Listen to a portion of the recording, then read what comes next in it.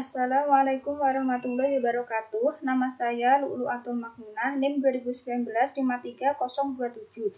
Di sini saya akan menjelaskan tentang tahapan audit sistem informasi pengenalan COVID. COVID itu singkatan dari Control Objective for Information and Related Technology. COVID dirancang sebagai alat penguasaan IT yang membantu dalam pemahaman dan pengaturan risiko, manfaat, dan evaluasi yang berhubungan dengan IT. COVID ini digunakan untuk melakukan penelitian, pengembangan, publikasi, promosi pada kontrol objektif, dan IT seperti singkatan COVID itu sendiri. Terdapat 5 tahapan dari audit sistem informasi. Yang pertama ada tahap pemeriksaan pendahuluan, yaitu tahap persiapan seperti memahami, menganalisa, mengidentifikasi, dan juga memahami pengendaliannya.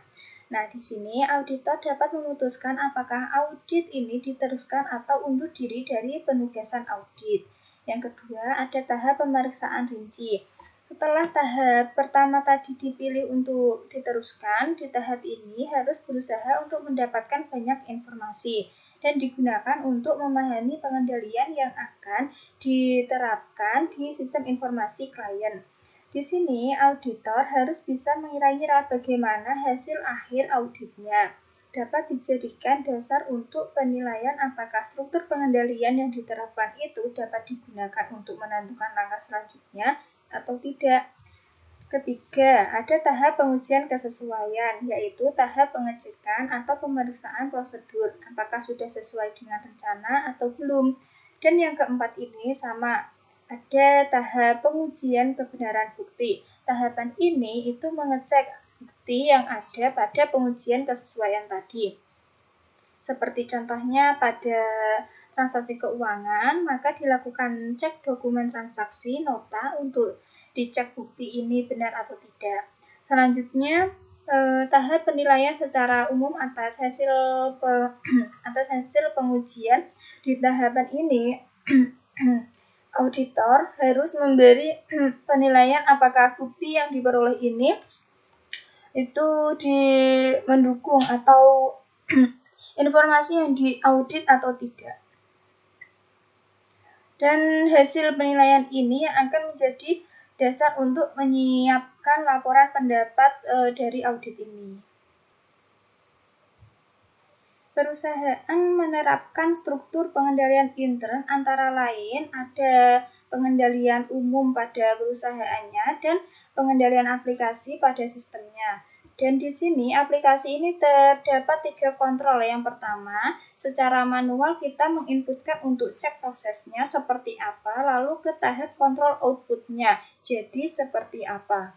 Apakah sesuai dengan rencana awal atau belum? Pokoknya ini dicek dulu, coba diinput manual sampai hasil atau output yang diharapkan. Selanjutnya kontrol yang sudah diprogram. Nah, di sini sudah pada pemrograman, yaitu kontrol dari tampilan form seperti pada pendaftaran, apakah tombol file text sudah benar dan sesuai. Pengendalian umum. Ini terdapat 2 aspek yang dapat dicek, yaitu aspek fisikal atau aspek fisik, yaitu cek aset yang dimiliki perusahaan, apakah aset tersebut masih layak atau sudah rusak, dicek semuanya. Lalu aspek logikal, ini berkaitan dengan sistem informasi, yaitu sistemnya. Jadi seperti tadi, dikontrol secara umum dari aspek fisik sampai ke sistemnya. Terdapat beberapa macam dari pengendalian umum, yaitu pengendalian organisasi dan otorisasi. Di sini terdapat pemisahan tugas jabatan.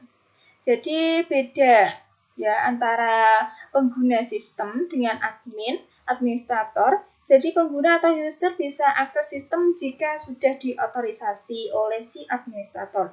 Kedua, pengendalian operasi yaitu sistem, memastikan apakah sistem informasi ini beroperasi dengan baik dan sesuai atau belum.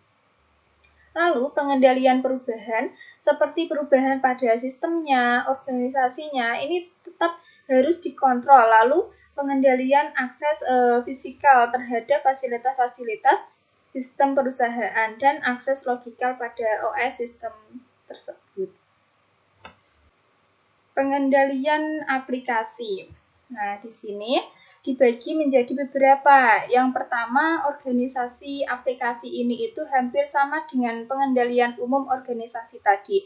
Tapi yang ini itu lebih fokus pada aplikasinya, seperti organisasi dari siapa pemilik aplikasi, administrator sistem, user, sampai pengembang aplikasi, lalu ada akses aplikasi. Ini seperti pada sistem informasi manajemen, sistem informasi akuntansi. Jadi akses ini ditujukan untuk menghindari akses pada aplikasi yang tidak terotorisasi. Lalu pengendalian input, yaitu memastikan data yang dimasukkan itu valid dan terverifikasi. Lalu pengendalian proses, yaitu kontrol dari proses berkas yang diinputkan. Lalu pengendalian output. Pengendalian output ini dilakukan pengecekan secara otomatis maupun manual. Terakhir, pengendalian database. Kontrol ini harus terjadi integritas referensial pada datanya supaya tidak ditemukan anomali. Selanjutnya, kertas kerja. Jadi seorang auditor harus mencatat langkah awal tadi sampai pelaksanaan pengecekan. Bukti sampai laporan semua dicatat di kertas kerja audit ini. Kertas kerja ini sebagai pendukung laporan yang dibuat. Lalu sebagai alat untuk mengontrol koordinasi, sebagai bukti seorang auditor melakukan audit telah melakukan audit ya. Selanjutnya, tujuan kertas kerja.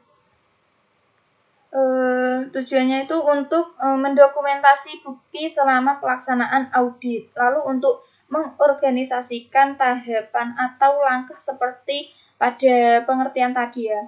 Lalu kertas kerja ini digunakan untuk membantu sesama auditor atau pimpinan akuntan untuk mereview pekerjaannya. Jadi ini sebenarnya open access. Lalu kertas kerja ini dijadikan lampiran bahwa auditor benar-benar melakukan audit dari awal sampai proses laporan. Selanjutnya tujuannya sebagai bukti dari temuan yang dilaporkan, maksudnya misal di SOP pemisahan perusahaan ini tercatat bahwa komputer perusahaan rusak sedang itu ada 2, lalu rusak yang parah itu ada 5. Ternyata saat diaudit terdapat temuan bahwa yang rusak sedang itu ternyata ada 7, terus yang rusak parah itu ternyata ada 10. Nah, ini dilaporkan kepada pimpinan. Nah, selanjutnya pedoman pembuatan kertas kerja. Di setiap kertas kerja itu harus memiliki tujuan, gambaran, lalu setiap unit, setiap divisi di perusahaan harus memiliki kertas kerja sendiri-sendiri. Tidak boleh dicampur karena sudah beda unit atau organisasi divisi. Judulnya juga harus jelas, diberi indeks, nomor. Langkah-langkahnya juga harus jelas, langkah-langkah, pertanyaan, domain, ini disiapkan oleh auditor. Lalu saran, masukan, komentar dari auditor itu ditulis di bab kesimpulan. Jangan lupa juga ada paraf, tanda tangan, dan tanggal pembuatannya. Lalu penyimpanan ini dipisah dari yang sudah selesai dan yang belum. Pokoknya ya jangan dicampur-campur. Jenis kertas kerja. Ada macam-macam, ada neraca saldo, ketika cek bagian keuangan, debit kreditnya, lalu jadwal kinerjanya dan analisis, lalu memo yaitu catatan audit, termasuk pada dokumen apa saja, lalu jurnal penyesuaian. Nah, ini juga berkaitan dengan laporan keuangan. Fungsi kertas kerja. Fungsi kertas kerja sebagai pendukung auditor, membantu mengarahkan dan mengawasi pekerjaan auditor. Terus yang penting adalah menyediakan catatan seperti langkah-langkah audit, catatan pengecekan, catatan informasi yang ditemukan, dan kesimpulan akhir. Lalu sebagai bukti bahwa audit sudah mencapai standar profesional audit internnya. Selanjutnya ini kelengkapan kertas kerja. Yang pertama itu kertas kerja harus akurat dan lengkap, ya. Harus berdiri sendiri, berisi pekerjaan yang telah dilakukan, lalu sampel. Sampel ini diambil beberapa saja, lalu tujuannya itu jelas dan berisi temuan seperti tadi. Bagian kertas kerja terdiri dari judul, sumber saat wawancara ini harus jelas, tanggal awal mulai sampai nomor indeksnya. Terus laporan audit. Nah, laporan audit yaitu dokumen setelah audit yang diberikan kepada pimpinan untuk referensi untuk pengambilan keputusan. Prinsip laporan audit. Hasil laporan ini dipakai auditor untuk komunikasi dengan klien. Laporan ini harus mampu dimengerti oleh user. Seperti laporan audit suatu perusahaan makanan ringan keripik, misal menggunakan singkong dari perkebunan sendiri milik perusahaan. Jadi bisa dipastikan dan diketahui oleh masyarakat bahwa perusahaan ini menggunakan singkong yang asli dan aman. Selanjutnya, laporan audit terdiri dari maksud dan tujuan. Tahap awalnya lalu cakupan dan metode auditnya harus jelas tahapannya. Pernyataan penjelasan hasil review. Permasalahan yang dihadapi, temuan tadi,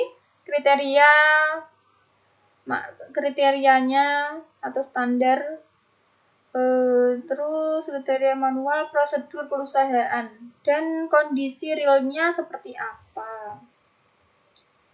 Lalu risiko ini sebagai temuan karena tidak sesuai dengan standar perusahaan. Nah, ini harus dilaporkan. Nah, setelah pimpinan mendapatkan laporan, lalu akan diberikan ke pihak manajemen untuk diberi komentar dan berkomunikasi untuk menyelesaikan permasalahan. Selanjutnya, rekomendasi. Nah, ini sebenarnya tugas auditor, yaitu memberi saran perbaikan. Acuan pelaksanaan audit. Acuannya berdasarkan risk-based approach. Seperti COVID-5 ini adalah framework atau kertas kerja atau kerangka kerja. Sini ada COVID-5, ISO 17799/2005. Ada best practice lainnya itu ada ISACA, CISA, JOSO, dan SANS. Nah, selanjutnya ada pelaksanaan audit. Pelaksanaan audit dilakukan dengan cara penyampaian kuesioner ke pengguna sistem. Nah, lalu wawancara dilakukan auditor ke karyawan perusahaan. Terus selanjutnya ada pelaksanaan audit. Lanjutan ada observasi, measure, application. Yaitu cek aplikasi secara keseluruhan. Terus ada infrastruktur pendukung data center. Seperti aset dari perusahaan itu dicek. AC-nya itu gimana. Terus OS, sistem sistem operasi. Yaitu apakah menggunakan Windows atau Linux. Lalu database yang digunakan itu apa? MySQL atau database server. Lalu internetnya apakah lemot atau tidak. Terus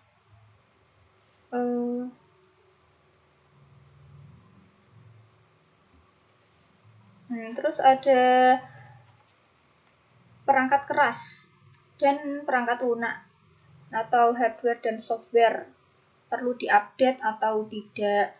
Lalu kebijakan dan SOP. Selanjutnya ini studi kebijakan, prosedur dan dokumentasi, misalnya kebijakan jika ada karyawan yang cuti sakit atau ada hari raya atau ada sanksi yang akan diberikan. Ini akan terus dikaji. Terus kemudian cek menggunakan software perangkat lunak.